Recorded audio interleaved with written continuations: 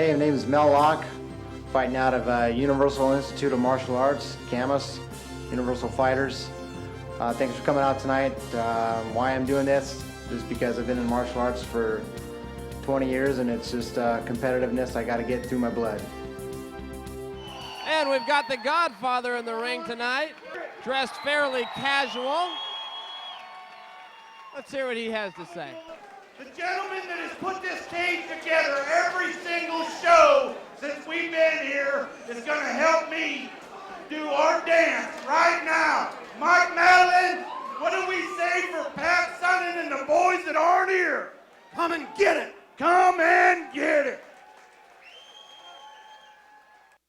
Now, with that said, they are going to come and get it because we got Chris Jensen of Team Quest.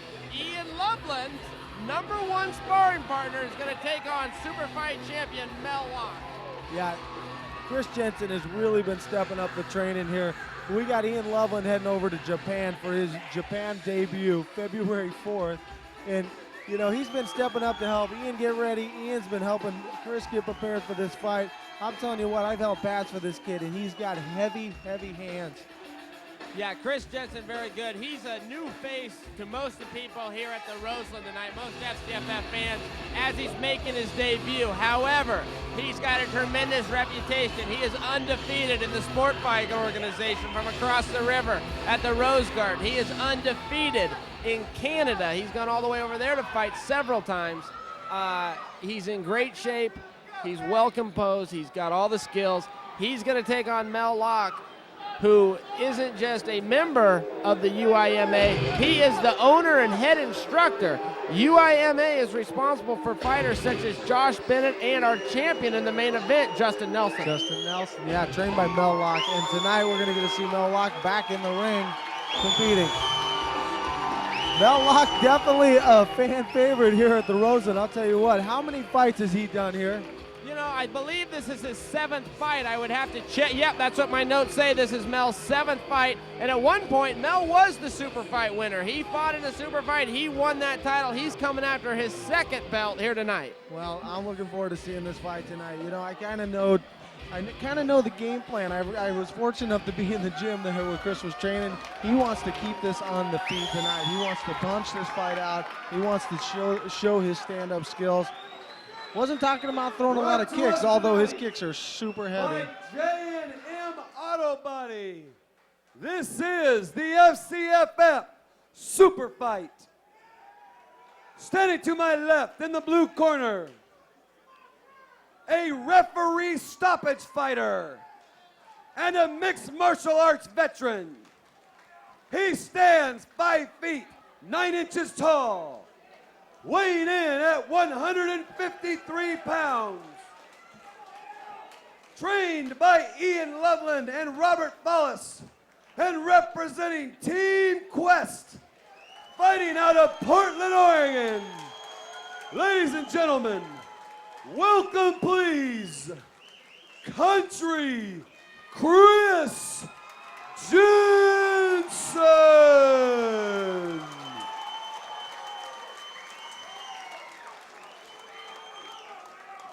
And his opponent, standing to my right in the red corner, a mixed martial artist and an FCFF veteran.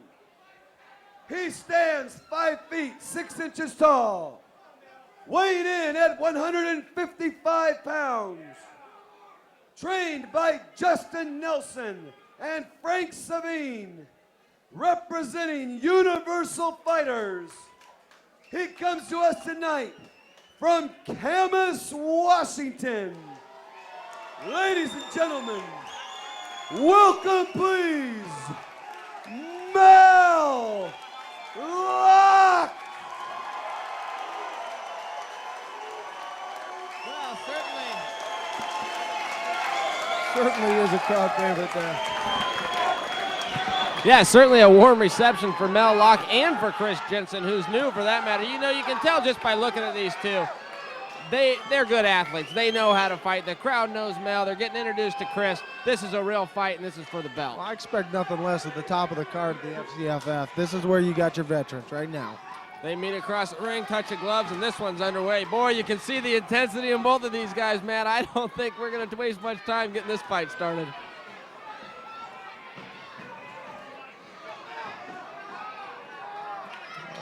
Feeling that distance, looking for that distance. Mel throwing a kick and moving. I like the footwork of Chris Jensen. Slow steps, small Jensen steps, is cutting him off. He is putting him where he wants to put him. Mel looking to put this fight on the ground, I'll tell you that right now. Jensen sets up a jab, comes right up the middle with an uppercut. A lot of head movement there by Chris Jensen. Little leg kick there by Mel Locke. Nice kick. Cutting off the ring again is Chris Jensen. Oh, throwing the 2.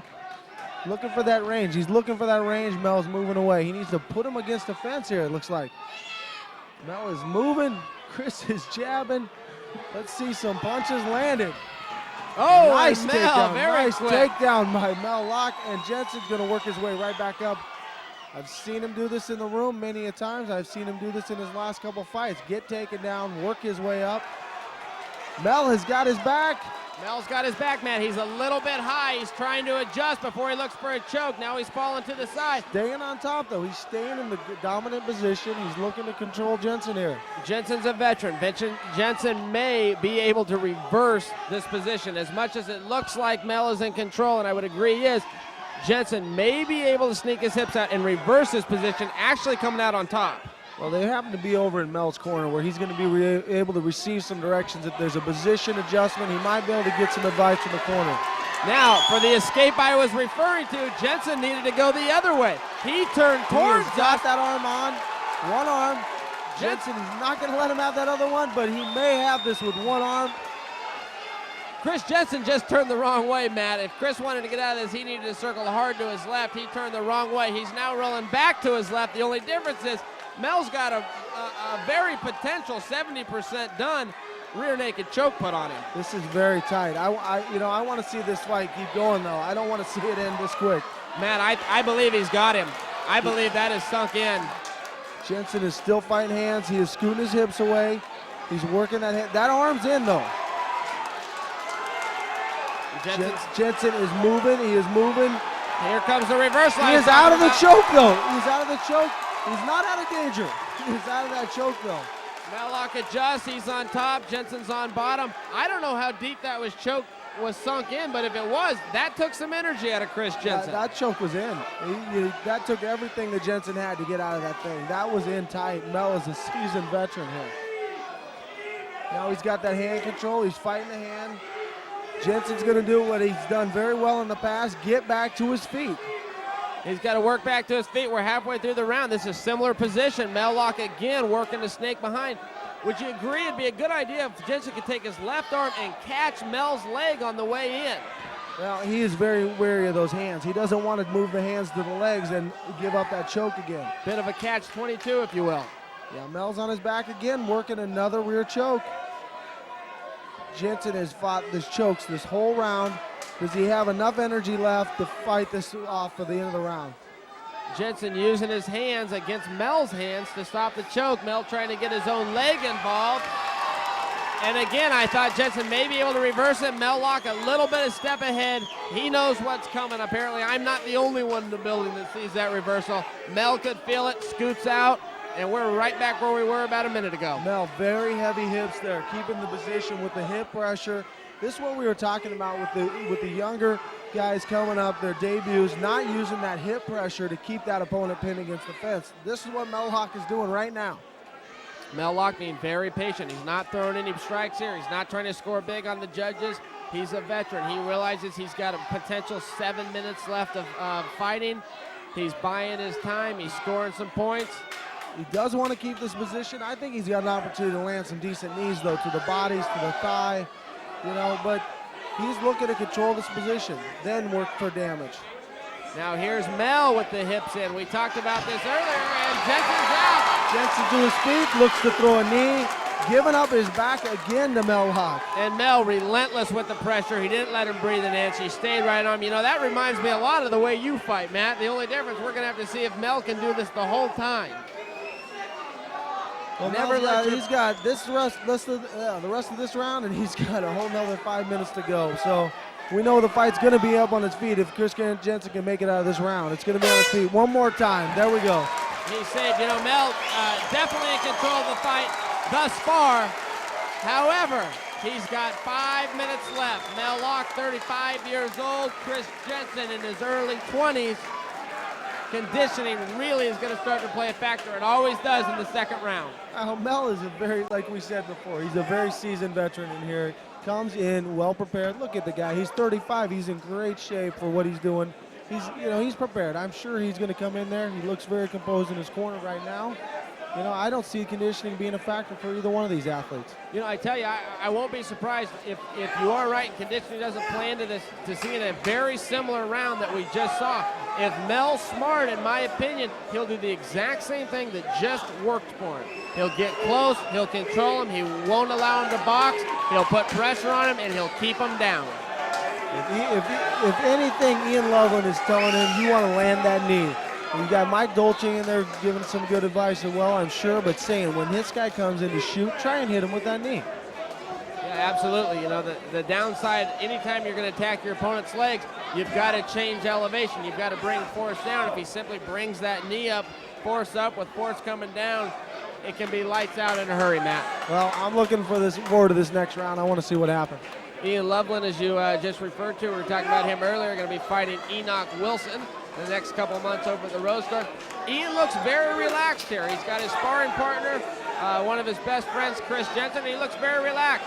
Perhaps they know something that we don't, but judging body language, Ian Loveland isn't worried right now. No, and Chris Jensen's looking very composed. He was in a bad position, did a great job of fighting out of there, and now let's see if he can get his game plan back in, which he was, keep it on its feet. We've got a quick 5 minutes left. Referee has cleared the ring. Mike Madelum is slamming the cage door shut.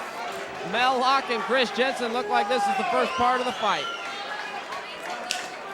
And the second round is in progress. Let's see what happens here. Jensen feeling him out again. Those little steps forward, 3 and 4, 5 inches at a time. In and out, forward and back. He's moving his feet back too as well. Good footwork. Well, it doesn't seem like he wants to stand with Chris Jensen. I can tell you that right now. He's looking to close that distance quick and get in on the leg. Well, Mel's not certain what Chris is going to do here. Chris is moving. He looks like he's going to box. He's pawing at him, and then all of a sudden, Chris changes elevation as though he's going to shoot. Mel's got a hard time getting set. He steps in and lands a jab of his own there. And a nice little jab to the nose right there. Chris using the footwork to cut him off again. There's that kick. Chris has got very hard kicks. Hard punches, hard kicks as well. I love that duck under that Mel Locke's hitting. He did that earlier in the fight. Man, he landed some good shots, and Mel was right in on his back again. I don't want to see this fight finish down here on the ground. I want to see it back there where we were getting all that action. Chris Jensen working his way up right now. Got to be careful of this choke, though. He's got to be careful. Chris got stunned earlier. Mel stepped in. He hit him with a hard jab.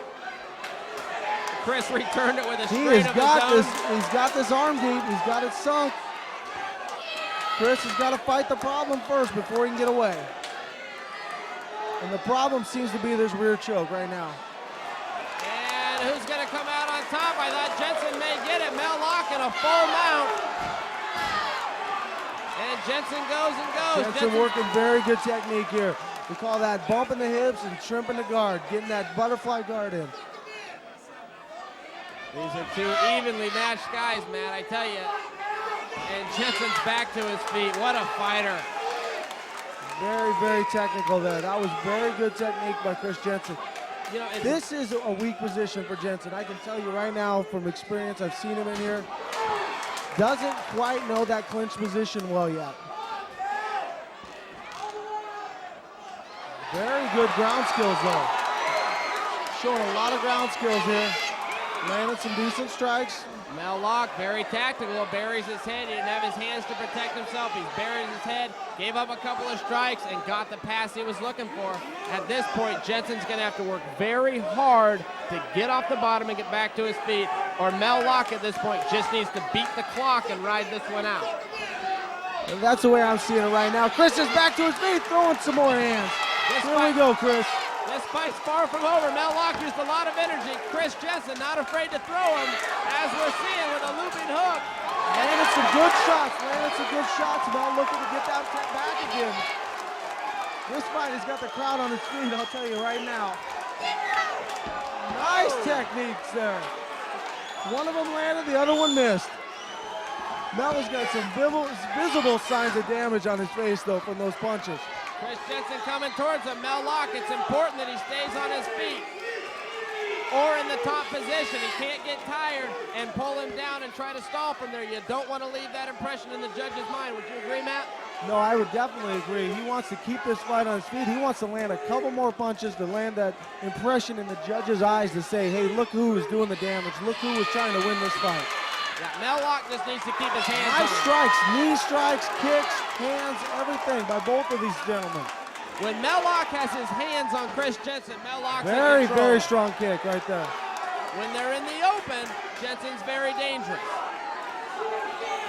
Now looking like he might want to strike, but I think he's doing that to set up a takedown.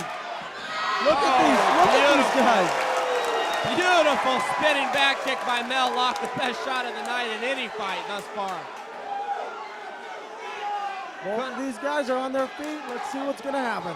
Mel Locke needs to get his hands up. I don't know why his cornerman, Justin Nelson, isn't insisting that he gets his hands up. Steps in with a quick jab. Chris Jensen needs to let his hands go. It's going to take a lot of energy now at this time to take Chris down. Mel Locke, very tactical, doing a good job staying out of range. Yeah, Chris needs to step in there and land some more of those punches, because when he throws them, they land crisp and they land hard.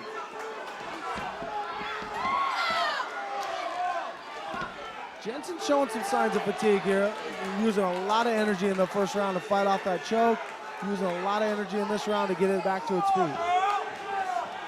Another nice kick by Mel Locke. Mel Locke stays out of range, steps in just long enough to throw a strike, gets right back out. Very smart technique. Moving well, moving well. Wow, that was a great fight, man. I tell you, I do agree with Mel Locke. He signifies that he believes he won. I happen to think he did. That's a very good fight. We're going to have to see what the judges say. Well, you know, I'm not exactly sure if he won. Depending on what the judges were looking for, he definitely controlled the position on most of this fight. Chris Jensen definitely did some more damage. I'm telling you, when he hit those punches, he was hurting him. Those kicks that Mel Locke was throwing did a lot of damage as well. Well, I'm interested to see what the judges come up with. I don't think I need the Godfather for this one. Stand up and give these warriors a round of applause.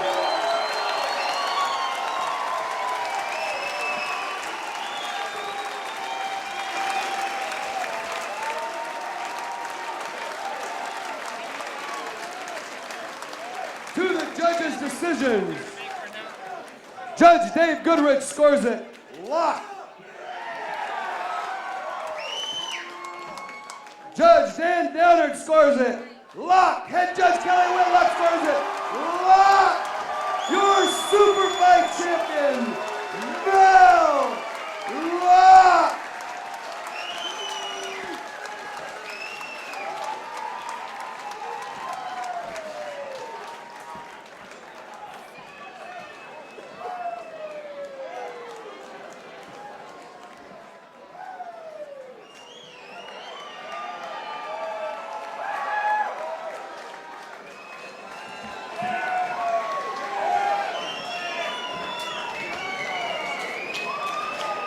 Does Mel Locke have any fans in the house?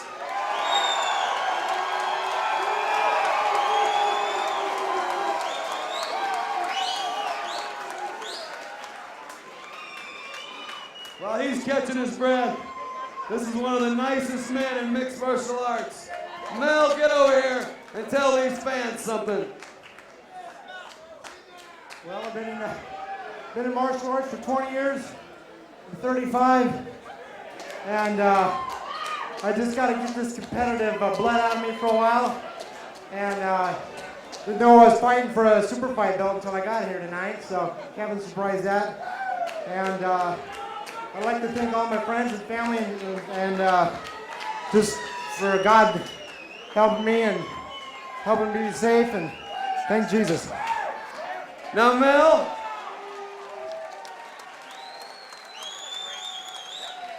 that puts you right back as the #1 contender for the FCFF Lightweight Championship. Is that something you're interested in? Absolutely, sure. And Mel's got something else.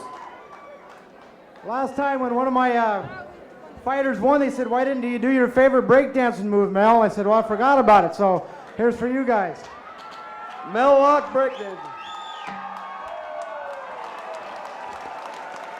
Ladies and gentlemen, Mel Locke.